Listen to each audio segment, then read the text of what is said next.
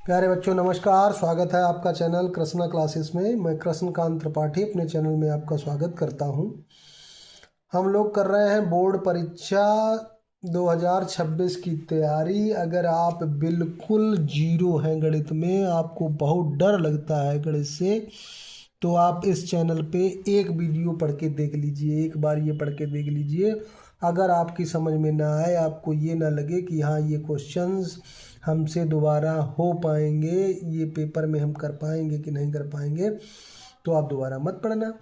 और अगर आपको लगे कि हाँ बिल्कुल हम सीख गए हैं, तो दोबारा पढ़ना। देखिए शुरू करते हैं हम। इस तरह का सवाल एक जरूर बोर्ड परीक्षा में आता है। अब इसमें जो डेस लगा हुआ है, पहले डेस को समझिए। डेस क्या होता है? जैसे अगर हमें ए डेस निकालना है, तो अगर कोई अवयव दिया हुआ है ए, तो उसकी रो और कॉलम को आपस में बदल दीजिए। जैसे ये कहलाती है रो और ऐसे ऐसे कहलाते हैं ये कॉलम। तो ये ऐसे लिखा है, इसको ऐसे लिख दो, 2 3 और 0 1, ये ए डेस हो गया। इसी प्रकार आपको बी डेस, तो बी डेस का भी रो को कॉलम में बदल दीजिए, 3 और 4, 2 और 1, ए डेस बी डेस हो गया। अब आपको क्या करना है, ये जिसके अनुसार ये सवाल कहा गया है कि ए बी, पहले ए बी लिख दिया गया है, तो पहले आपको क्या करना है, ए बी निकालना है। तो ए बी का गुणा मतलब करना है। क्या करना है? ए और बी का गुणा करना है। तो दोनों अवयव को पास पास लिख लेंगे। ए बी के जो मान दिए गए उनको हमने पास पास लिख लिया। अब गुणा कैसे किया जाता है?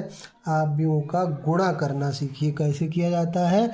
पहले जो शुरू में अवयव, ये नहीं है कि ए बी लिखा तो आप पहले बी लिख दो बाद में ये नहीं चलेगा।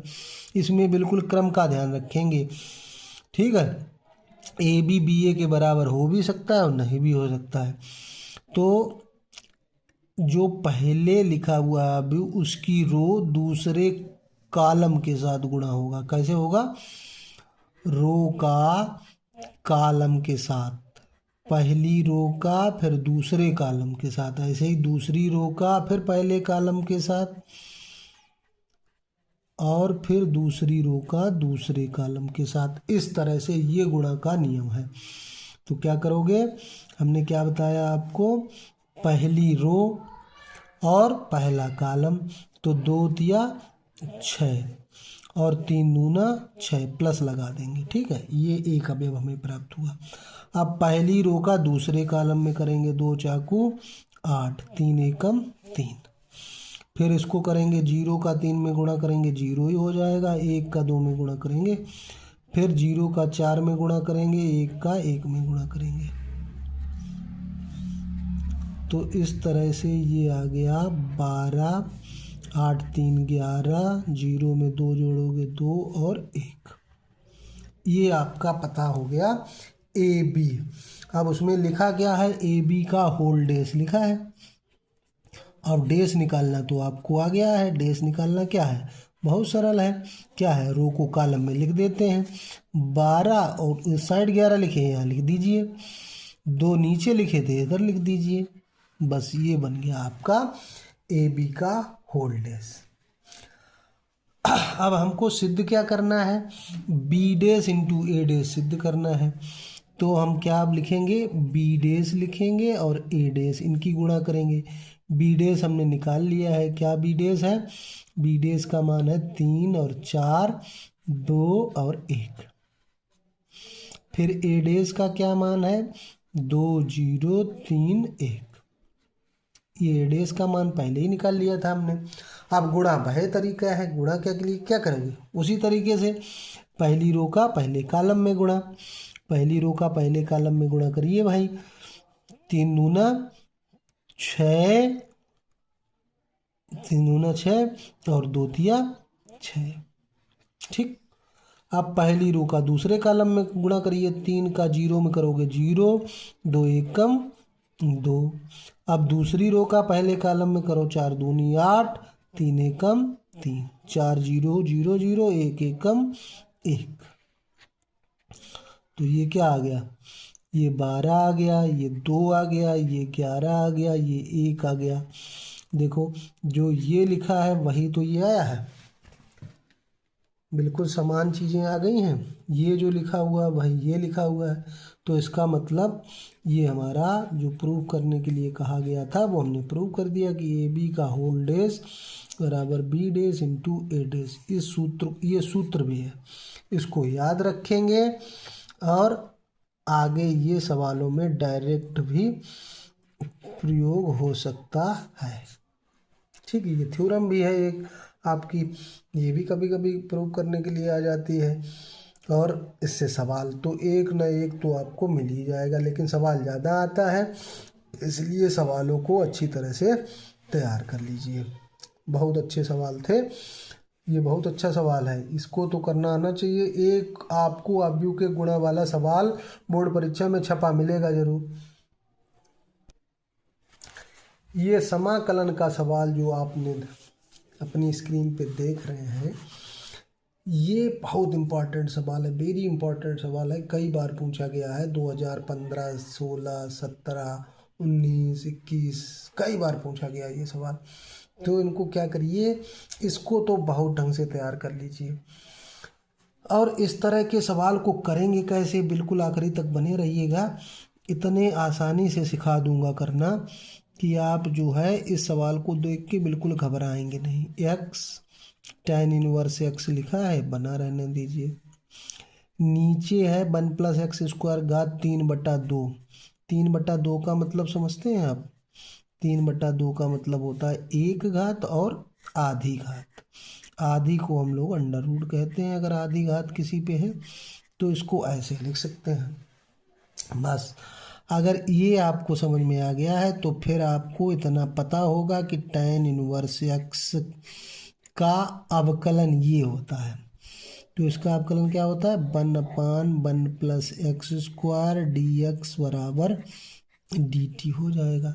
लेकिन अब ये 1/1 + x स्क्वायर dx से इतना ही तो जाएगा, लेकिन अभी x बचा है, ये बचा है, तो इनके मान रखने पड़ेंगे। तो अगर ये भी समझ लीजिए x की वैल्यू हमें चाहिए होगी, tan इनवर्स x अगर t है तो अगर x का मान पूछे तो क्या बताएंगे आप, तो आप कहेंगे tan t हो जाएगा।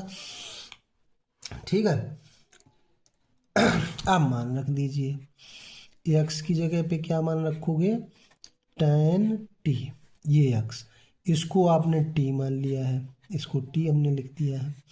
ये नीचे वाला ये dx और dt में चला गया, लेकिन अंडर रूट में जो 1 + x स्क्वायर, अब x तो हमको लिखना नहीं है, x की जगह पे क्या लिखोगे, tan t का स्क्वायर मतलब tan स्क्वायर t लिखोगे और फिर dt लिखोगे, यही तो हो गया।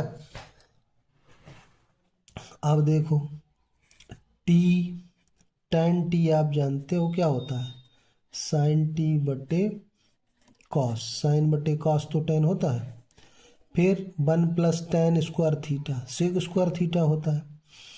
सूत्र क्या होता है, 1 + tan स्क्वायर थीटा अगर हो तो उसको हम क्या कहते हैं, सेक स्क्वायर थीटा कहते हैं, कक्षा 10 के गणित में है। तो 1 + tan स्क्वायर थीटा, ये सेक स्क्वायर थीटा, लेकिन अंडर रूट लगा है तो केवल सेक, तो सेक टी बाहर आ जाएगा। ठीक, इतनी बात समझ में आ गई आपके।